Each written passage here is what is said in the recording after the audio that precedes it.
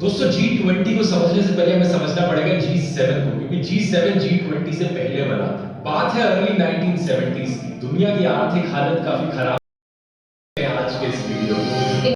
Early 1973 की बात है। अमेरिका, फ्रांस, यूके और वेस्ट जर्मनी के फाइनेंस मिनिस्टर्स एक दूसरे से मिलते हैं। 2 साल बाद ये इटली और जापान को भी इंक्लूड कर लेते हैं और 1975 में होती है पहली G6 की मीटिंग। ये फर्स्ट ऑफिशियल मीटिंग थी। इसके बाद 1976 में कनाडा भी ज्वाइन कर लेता है और ये G6 का ग्रुप G7 का ग्रुप बन जाता है। ये सातों देश अपने समय के सबसे देशों में से थे। इनकी इकोनॉमीज दुनिया की टॉप इकोनॉमीज में से थी, लेकिन इसके अलावा भी कई कॉमन चीजें थी इनके पीछे। इन सभी देशों में लिबरल डेमोक्रेसीज थी जो ह्यूमन राइट्स और इंडिविजुअल फ्रीडम जैसी वैल्यूज को प्रमोट करती थी। पॉलिटिकली कोल्ड वॉर के समय में ये सारी कंट्रीज वेस्टर्न ब्लॉक का हिस्सा थी, तो आइडियोलॉजिकली भी सेम कह सकते हो और इकोनॉमिकली तो ऑफ कोर्स ये सब ऑयल क्राइसिस और रिसेशन जैसी समस्याओं से जूझ रहे थे। तो मेन मकसद इनका यही था, साथ में बैठकर इकोनॉमिक स्ट्रेटजी इस ग्रुप में शामिल कर लिया जाता है। G7 G8 बन जाता है। लेकिन 2014 में जब रशिया ने क्रीमिया को इन्वेड किया था, उसके बाद से रशिया को इस ग्रुप से बाहर निकाल दिया गया। इसी Global markets worry that other Asian countries might have similar hidden foils.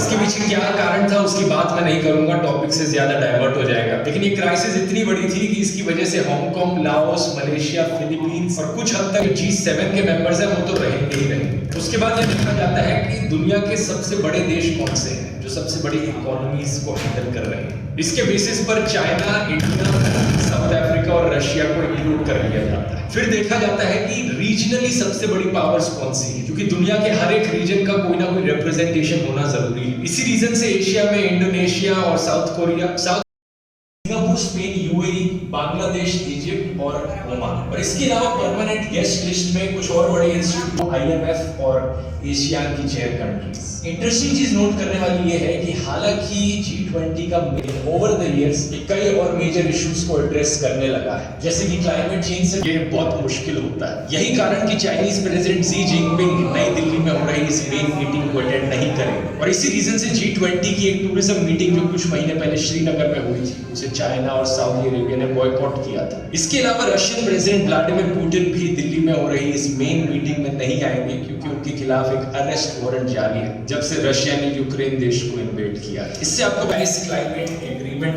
Donald Trump ने साइन नहीं किया। The United States will withdraw.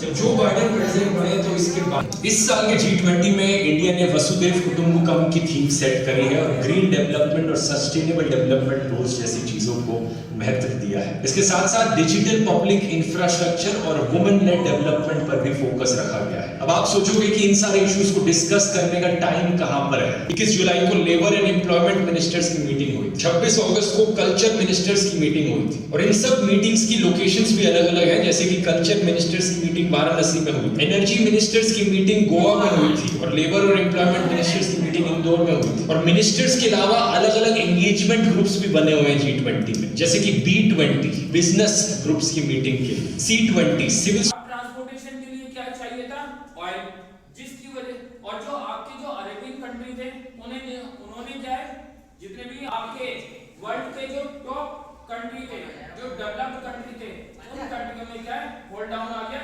Economic crisis आ गया। अब इन्होंने जो है पहले इसकी शुरुआत होती है जिसकी G8 जो जोड़ा गया वो आपका रशिया था। रशिया को जोड़ करके जो है आपके 28 हो गया। फिर इसके बाद और जो कंट्रियों ने जो ऐड किया, यानी कि जो रिमेनिंग जो आपकी कंट्री है, यानी कि जो वर्ल्ड के टॉप कंट्री है, डेवलप्ड या फिर डेवलपिंग कंट्री, उनमें ये हर साल जो है वो समिट होगी। और इस समिट में सबसे पहले क्या है, उस कंट्री के जो है फाइनेंस मिनिस्टर जो है उसमें जो है पार्टिसिपेट करेगा, लेकिन साथ में जो है फाइनेंस मिनिस्टर की बात भी जो है मीटिंग होगी। हमारे इंडिया में 2023 में लास्ट ईयर 9 और 10 सितंबर को मीटिंग हुई है दिल्ली के प्रगति मैदान में। प्रगति मैदान में एबिलिटी और लैक ऑफ एबिलिटी। अच्छा, कैन के कहां यूज होंगे, ये देखो, ठीक है। सबसे पहला कैन का यूज हम करते हैं एबिलिटी या फिर ability.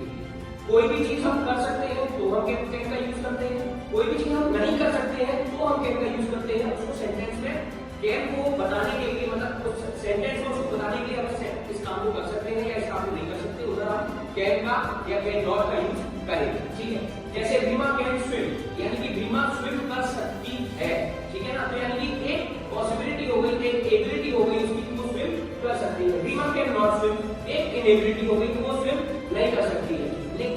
study. Nikki can bicycle, right? Bicycle. समझ में आ गया? Nikki can ride the bicycle. ये समझ में आ गया? ठीक है? इसके अलावा जैसे शिवम है, शिवम की Shivam can drive the car, वो कार को ड्राइव कर सकता है।